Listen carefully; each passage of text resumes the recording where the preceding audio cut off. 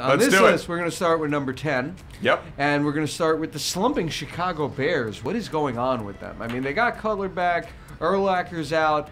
They've looked terrible the last few weeks, though. So I got to go with them as my number 10. Indy would be number 9. And I basically did this in terms of playoff seedings. I put the two best teams I feel are going to get the wild card spots in the 9 and 10 spot. Indy, what more can you say about them, really? They got 9 wins already. They're going to wind up rolling into the playoffs, and they deserve it this year, absolutely. So Green Bay would be number 8. I still think it'll be very close to see if they can pull it out over Chicago, if Chicago can get their stuff together. But I put Green Bay 8 for now. 7 is Baltimore, another team that is fighting for that top of the to hold on to the top of the division. They have to keep doing what they're doing. They face the Cowboys this week. Number 6, or excuse me, Baltimore don't face the Cowboys this week. Number 6, Atlanta. We're gonna see if they really deserve to be ranked higher than the Giants this week. We're gonna see if they deserve to be among the league's elite this week. So Atlanta is 6. I put the Giants 5, only because I still think the Giants are one of the favorites for the Super Bowl this year. But the Giants aren't the team that you put in the top 2 seeds. They're the team that you put in the 5 or 6 seed, and every team looks at them and be like, please, God, don't let me face them in the playoffs. So the Giants are number 5. Houston is barely hanging on to number 4. They look terrible this week against the Patriots. Clearly proven they're not quite ready for prime time. Denver would be my number 3 team. San Francisco would be number 2, and the Patriots just proved this week they deserve to be the best team in the league. So Patriots number 1. Patriots at number 1. How'd I miss you? Wow. I'm sorry. Who's your 2 and 3 real quick? I'm trying to chat with our chat room at the same time. Okay, My apologies. That's okay. San Francisco is number 2. Denver is number 3. Okay. And I had Houston at 4. Gotcha. All right, cool. Eric, let's do it. You ready? I'm ready, pal. You ready for this? That's going to be on the list. Jock jams. Jock jams are awesome. Anyway. Let me clear number my throat 10. Numero I split it between 2 rookies. 1, Dave's love, and 2 is the Colts. Seattle and Indy. Wow, you put Seattle in the top 10. Holy 8 and Jesus. 5 kind of warranted it.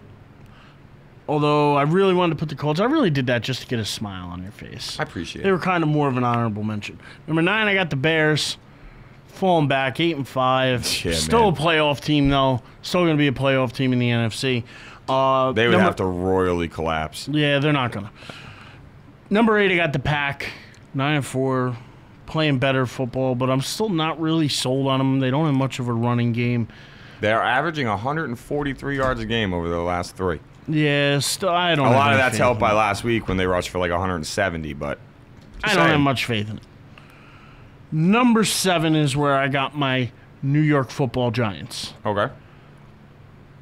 I still think these next 2 games are going to be really tough. At Atlanta and then at the Ravens. 2 really tough games. I got to see where they come out after that. Number 6, I got the Ravens. That's where I got the Ravens. Not playing their best ball lately, especially after that loss last week.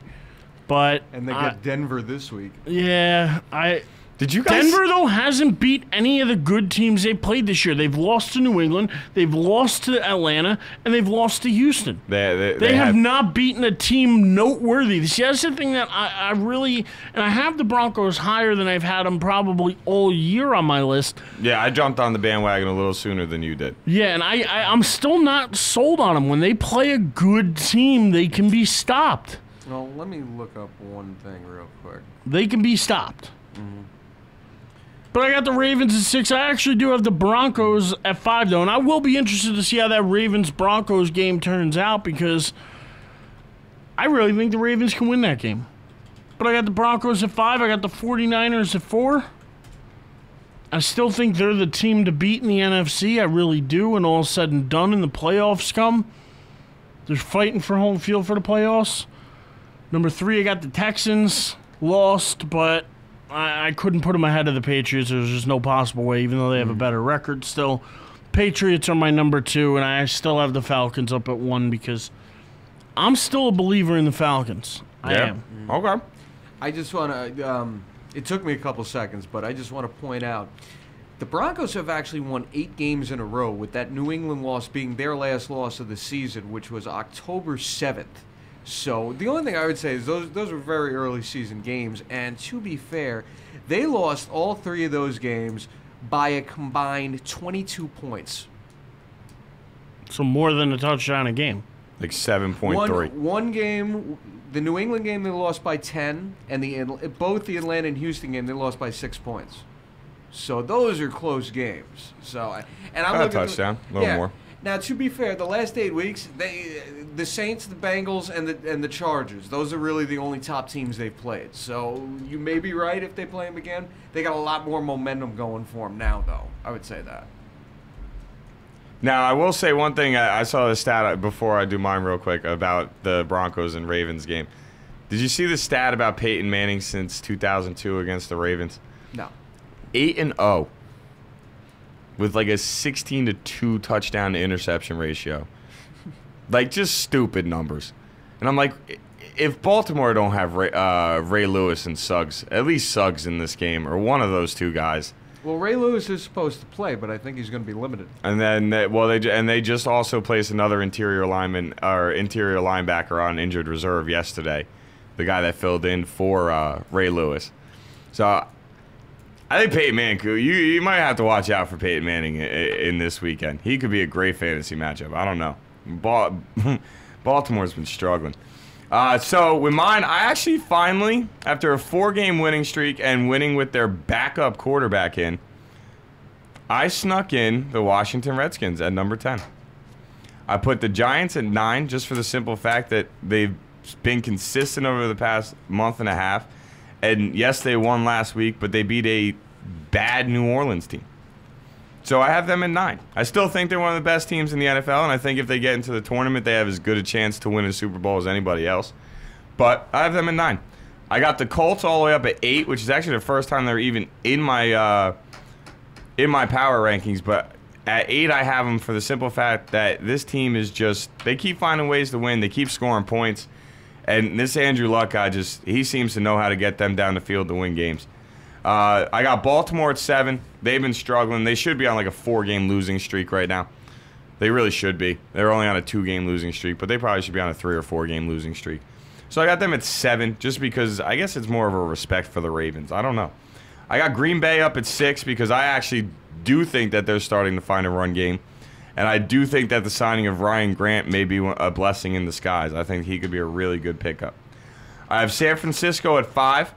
I think that they're still a very good team, but you notice their defense is not what it was last year, even though it's still very good. It's just not what it was last year. And losing to St. Louis and tying with them just really bothers me. I don't know why. It just does. I knocked Atlanta all the way back to 4. Like I said, they get dominated by Cam Newton in Carolina, and over the past month and a half, they have been a roller coaster of good and bad. I got Houston at 3 after the whooping they took from New England and the fact that they actually, over the past 3 weeks, are the worst defense in the NFL. Believe it or not, they actually are. Over the past 3 weeks, I know it's only 3 weeks, but over the past 3 weeks leading into the playoffs, they are actually the worst defense in the NFL when it comes down to yards given up.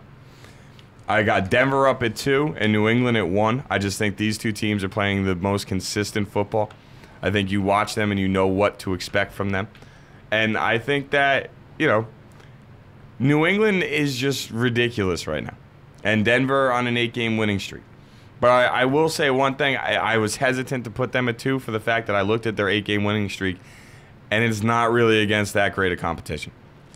Not bad. It is the NFL, any given Sunday, all that kind of stuff. But definitely not the greatest competition.